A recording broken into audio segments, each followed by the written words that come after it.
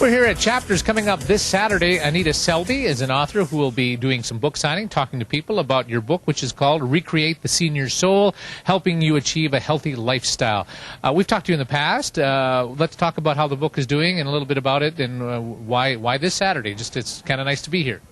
Well, this Saturday in particular is nice to be here because Mother's Day is on Sunday, so this will make a really great Mother's Day gift. In the last little while, I've done a few book signings in Edmonton and some other places as well. So it's coming, it's getting out there, and a lot of people are giving some really positive feedback about the book, and it's even appealing to a younger audience than I had anticipated. Really? So that's been a real bonus for me. All right, remind people about Recreate the Senior Soul. What is it all about?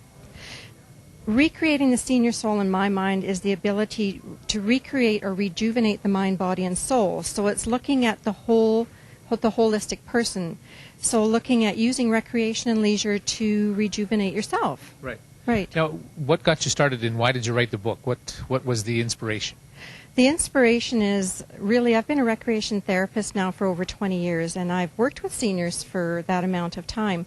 And I would see people getting better, going back into the community, and then things would fall apart for them. So I really wanted to develop some type of book and works area that people can look at and start focusing on how they can get involved in the community and not become socially isolated, because it's a huge problem in our community.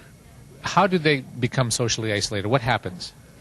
There's a lot of things that can happen. It could be a medical condition that causes them to become more isolated, whether it's Parkinson's, Alzheimer's, those types of things where they don't want to be seen in the public light. Or it could be things like the loss of a driver's license or not feeling good about driving anymore. So then they become more and more isolated because they don't feel comfortable going outside of their home. So these are tips or ideas or suggestions as to how to, you don't have to be isolated.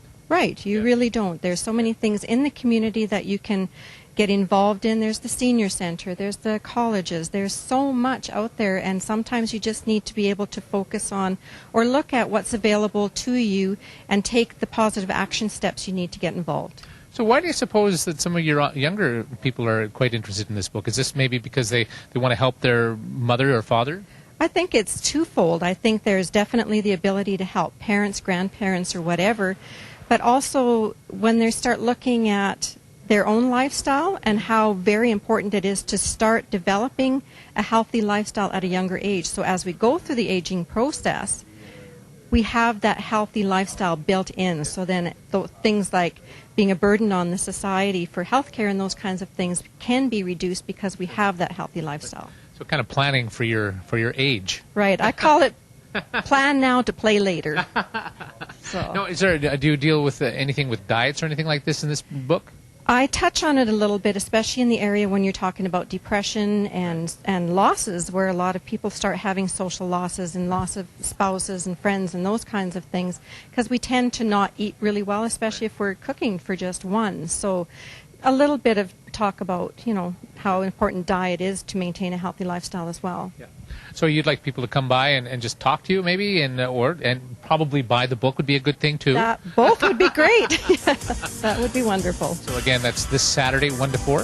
Right. Looking forward to seeing you. Right. Anita, and the book is called Recreate the Senior Soul. Thanks for joining us on CNN. Thank you very much, Mark.